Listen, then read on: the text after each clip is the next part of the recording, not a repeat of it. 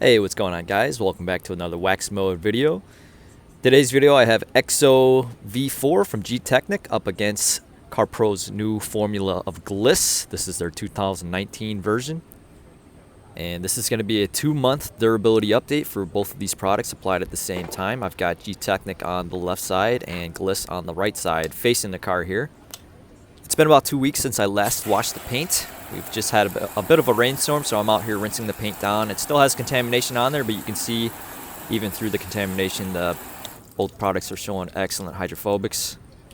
And that's a very stark contrast. I had top coat F11 on the paint prior, and I also had that side by side with DPC Armor. Both products which definitely died out in hydrophobicity after a couple weeks on the paint. They were going really flat. So I was using these two top coat products, the EXO and Gliss, to sort of gauge the condition of my paint to see if my paint was sitting out in a manner that was actually causing the products that I was using on top of them to be reduced in durability. But what I'm seeing out of Gliss and EXO here is they're both responding really well to the paint still. So the paint is still in decent condition, decent testing condition for me to be able to gauge durability results from in an accurate manner. One of the things that I do notice about Gliss in comparison to EXO is Gliss does seem to have a bit of a more of a oleophobic tendency. It wants to try and repel the soap more than the EXO side. The EXO side is definitely, it's a heavier top coat, so it's going to take a little bit more effort to remove it after you've applied it to the paint compared to Gliss, but it is going to give you, EXO is going to give you more of a darkening effect on the paint. It's going to darken it slightly more compared to Gliss. And, speaking of Gliss, the application on-off has been greatly improved. The bonding has been greatly improved as well. That was one of the main issues that I was having with the first version of Gliss, was inconsistent product performance, inconsistent bonding. I never could figure out a pathway of applying it to the paint that was going to give me consistent results in one application, across the board. I was having trouble, and I think CarPro recognized that other people were having problems. They completely revamped how it applies and removes and how it bonds, and it's been greatly improved.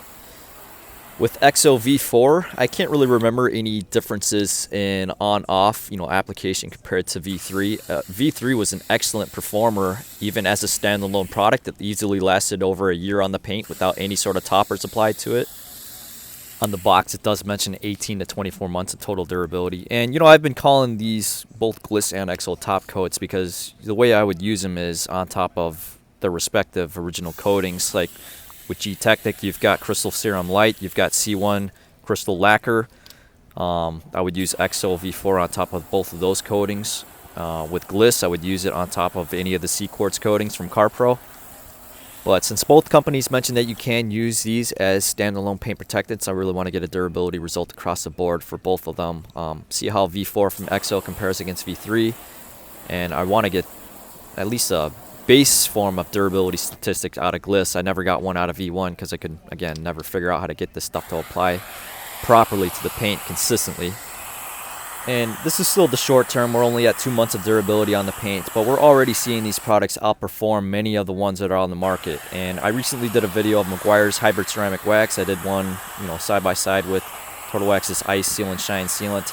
And even at 2 months, those products, they're still performing at a high level, but they will not maintain the hydrophobic performance at anywhere near the same level as something like EXOv4 and Gliss. But that type of performance comes at a much higher price. You've got 1 ounce of EXOv4 is $65, and 1 ounce of Gliss is going to run you $50. And, when we take chemical resistance tests out of the equation, chemical dump tests gives us a different form of durability compared to allowing the products to sit on the paint on a daily driver, being exposed to the elements outside. Coatings are at a much higher level in performance, in visible performance, compared to all of the waxes and sealants that I've tested so far. But hopefully you guys enjoyed the test update. Thanks for watching, and I'll see you in the next video.